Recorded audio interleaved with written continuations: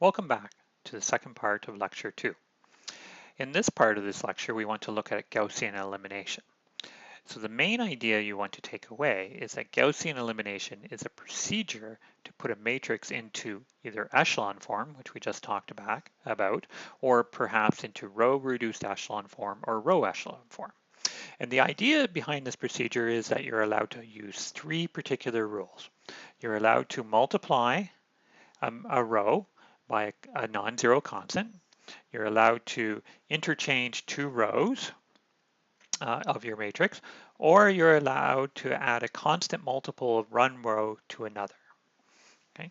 Now these three rules go by the name of elementary row operations. So these are called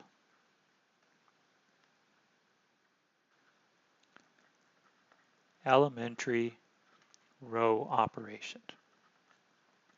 Now, using these three elementary row operations, we are going to be able to take any matrix and put it into either echelon form, row echelon form, or reduced row echelon form. And what we're going to do in this part of today's video is just give you an example of the procedure. So step 0, that's the easy part. You just start with a matrix. So the matrix that I'm going to look at for my example, and it's going to be my running example, is the following matrix. We have 0, 2, -2, 1, 1, 2, -1, -3, 1, -1, 2, and 3. So somebody hands off to you a matrix, and this is our matrix right here. Now, what our goal is, we're going to work left to right in terms of column. So we're going to begin with the leftmost column. So we're just going to focus on this column first. So this is the leftmost column. We're going to put the first column into the form that we want, and then once we have it in the form we want, we're going to move on to the next column and put it into the form we want, and so on. We just move sequentially, starting from the left and moving to the right. Okay, so there's our matrix and our leftmost column. So our next step, okay, is we want to interchange the top row if necessary, so a non-zero entry is at the top of its column. So if we go back to my example, I'm just looking at this first column here. I don't have a non-zero entry at the top. That's a bit of a problem according to the procedure. So I need to do a swap so that I have a non-zero entry up at the top. Now it doesn't matter which of the two rows that I pick. I just want to make sure that I have a non-zero entry up there. And I'm allowed to do that because one of my elementary row operations allows me to interchange rows. So what I'm going to do is I'm going to swap the first and the second row. So let me write that out for you. After my swap, I have 1, 2, -1, -3, 0, 2, -2, 1, 1, -1, 2, and 3. And just so you can keep track of what I did, is I swapped these two rows. And so at the end of this step, I now have a non-zero entry at the topmost part. Okay. Now, once we have this non-zero entry at the top, we're going to use it combined with elementary row operations to create zeros in the rest of the column. Now, in this particular example, I already have a 0 in the next spot. So what I need to do is I need to get rid of this spot. Now, if I go back to my elementary row operations, I have to think, well, what operation can I use to kill that 1? Well, if I multiply a row by a non-zero constant, I'm not going to get rid of this 1 here. I can't multiply this row by a non-zero constant and make that 0. If I interchange rows, well, yeah, I can make a 0 there, but then I would still have the same problem. I would still have a row with a 1 below the first one. But the last operation comes to our rescue. We can add a constant multiple of one row to another row.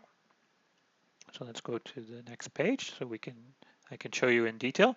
So I have a 1 here, and I want to be able to kill this 1 right here. So one way to think about the way to do this is I can multiply this row by -1, and I can add it to this row, and -1 plus 1 gives me 0. Right? So just to in case you want to keep track, sometimes I do this. Oops, yellow does not work, so we will never use yellow again. We can think over here is we have some scrap paper. And what I'm doing is I'm going to take row 1 and I'm going to multiply everything in row 1 by -1. So I would get -1, -2, 1, and 3. All right, so that's the row 1 times -1. And I'm going to look at row 3, which is 1, -1, 2, and 3. And what I want to do is I want to add these two things together. So I would get 0, -2 minus 1 gives me -3. 1 plus 2 is 3, and 3 plus 3 is 6. So in my matrix, I am now going to have 1, 2, -1, -3, 0, 2, -2, 1, 0, -3, 3, and 6. Right?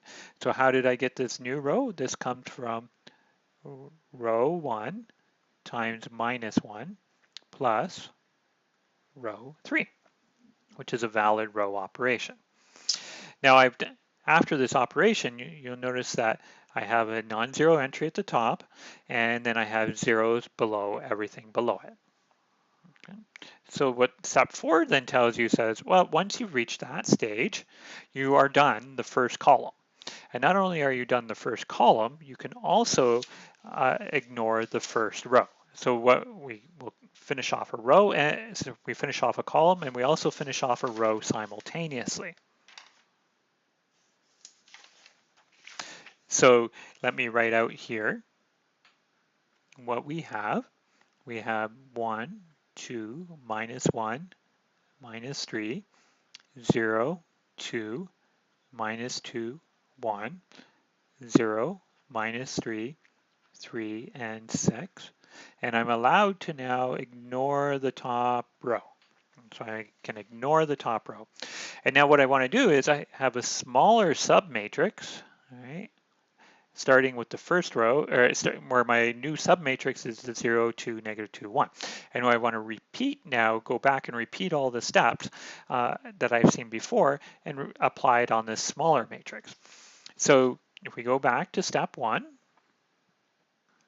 right, we're now going to, we now need to start again with our leftmost column. Okay, so we start with our leftmost column, it's all zeros. So we move to the next column. Oh, do we have a non-zero entry at the top? Yes, we do. Okay, we're good to go. So now what we need to do is make sure everything below the 2 disappears. Now there's a bunch of different ways you could do this.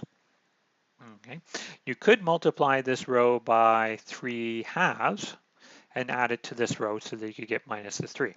So, but let me just show you kind of a little bit of an algebraic trick to make our life easy. It would be nice, right, if these numbers were the same but differed by sign. So we can do that. I can take row 2 and I can multiply it by 3, and I can take row 3 and I can multiply it by 2, and I would end up with the new matrix.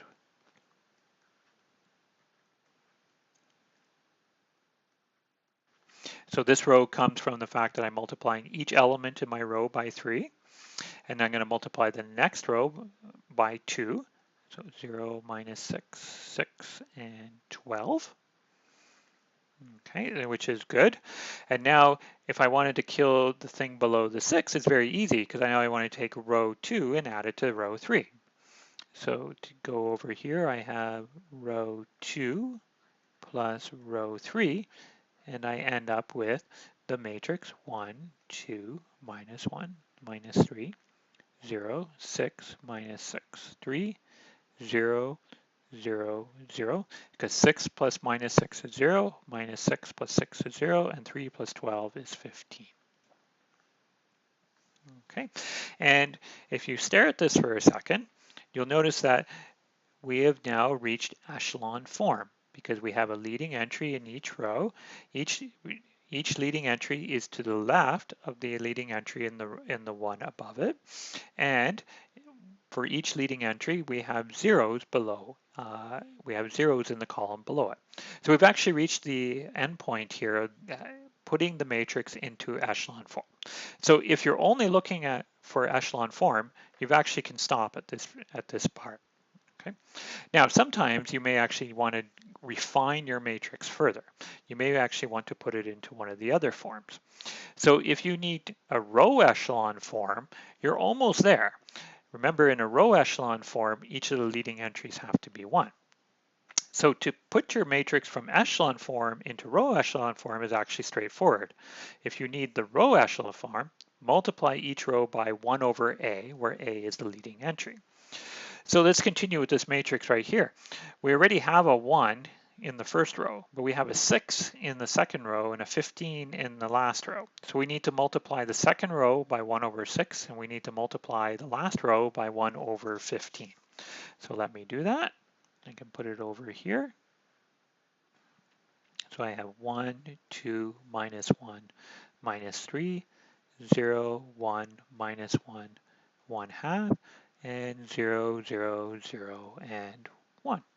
So this is row 2 times 1 over 6, and this is row 3 times 1 over 15. Okay, oops, I went too far. Okay. Now it's possible, and actually in many cases we may need this information, is you actually may want to put it into reduced row echelon form. So in this case, what you're going to do is you're going to work backwards. Okay, you're going to start with the rightmost leading entry here, and then you're going to kill the things above it using your row operations. And killing means putting zeros above each leading entry. So I start with my matrix above. 0, and the bottom row is now right. And I want to kill the 1 half.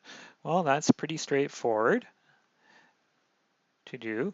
I will take row 3 times minus 1 half plus row 2, and that will give me a 0 in that spot. And because there's all zeros down here, it doesn't actually affect any of the other entries in that second row. If we now kill off the negative 3 in the same manner, we end up with this. So this becomes row 3 times 3 plus row 1. So we've taken care of the bottommost or the rightmost non-zero entry. So now we need to use this guy and kill above it. And so we will do it right over here. So we don't need to touch the bottom row anymore. We're not going to touch the second row because that's the one we're going to be using to kill things above. And I want to take this 1 and I want to kill that 2. So how do I do that? Well, I will take row 2 times negative 2 plus row 1. And if you start doing enough of these things, you can start doing them in your head. You may want to be doing them in scrap paper as you're following along. But so I will take this row over here, multiply it by minus 2. I will have a 1 here. Minus 2 plus 2 is 0. Minus 2 times negative 1 is 2 plus minus 1 is 1. And then I'll have a 0 right over here. So this is the reduced row echelon form of my matrix. So this gives you a sample of the an example of the procedure of Gaussian elimination. It's a procedure that you should become very familiar with because we use it repeatedly in this class. Take a look at your textbook for some more examples, and you can use your homework in order to practice your skills. So in the next part of the lecture, we're just going to talk about what other information we can obtain from the reduced row echelon form, or actually just the echelon form in general.